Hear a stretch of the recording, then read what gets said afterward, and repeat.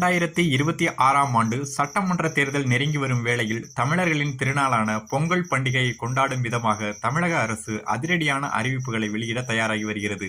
குடும்ப அட்டைதாரர்களுக்கு இம்முறை பொங்கல் பரிசு தொகுப்புடன் சேர்த்து ரொக்கப்பணமும் வழங்கப்பட உள்ளதாக கோட்டை வட்டாரங்களிலிருந்து தகவல்கள் வெளியாகியுள்ளன.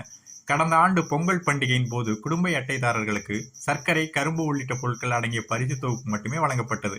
ரொக்கப்பணம் வழங்கப்படாதது மக்கள் மத்தியில் ஏமாற்றத்தை ஏற்படுத்தியிருந்தது. ஆனால் வரவிருக்கும் 2026 பொங்கல் பண்டிகையின் போது இந்த ஏமாற்றத்தை போக்கும் வகையில் தமிழக அரசு மிகப்பெரிய முடிவை எடுத்துள்ளதாக கூறப்படுகிறது.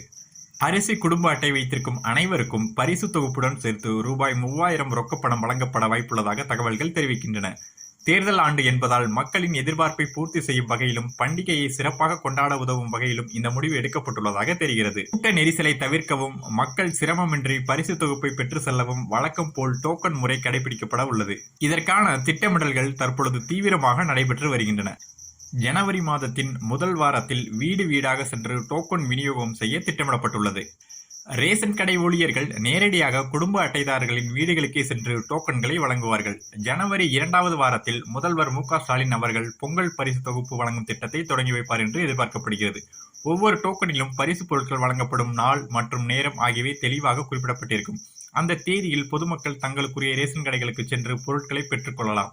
ஜனவரி 10ஆம் தேதிக்குள் பெரும்பாலான மக்களுக்கு பரிசு தொகுப்பு சென்றடையும் வகையில் அதிகாரிகள் திட்டமிட்டு வருகின்றனர். ரொக்கப்பணத்தை தவிர பொங்கல் வைப்பதற்கு தேவையான அத்தியாவசிய பொருட்களும் இந்த பரிசு தொகுப்பில் அடங்கும். 1 கிலோ பச்சரிசி, 1 கிலோ சர்க்கரை, 1 முழு நீல கரும்பு, முந்திரி திராட்சை, ஏலக்காய், இலவச வேட்டி மற்றும் சேலை கிடைக்கும் என்று எதிர்பார்க்கப்படுகிறது. எதிர்க்கட்சி தலைவர் எடப்பாடி பழனிசாமி குடும்ப அட்டைதாரர்களுக்கு தலா ரூபாய் 5000 பொங்கல் பரிசாக வழங்க வேண்டும் என்று ஏற்கனவே வலியுறுத்தியுள்ளார். இந்நிலையில் ஆளும் திமுக அரசு ரூபாய் 3000 வழங்க திட்டமிட்டிருப்பது அரசியல் களத்திலும் முக்கியத்துவம் வாய்ந்ததாக பார்க்கப்படுகிறது. இது தொடர்பான அதிகாரப்பூர்வ அறிவிப்பு இன்னும் சில நாட்களில் வெளியாகும் என்று எதிர்பார்க்கப்படுகிறது. குறிப்பாக ரொக்கப்பணம் எவ்வளவு என்பது குறித்தான அரசாணை வெளியான பிறகே உறுதிப்படுத்த முடியும் என்றாலும் ரூபாய் 3000 என்பது ஏறக்குறைய உறுதி செய்யப்பட்ட தகவலாகவே உள்ளது.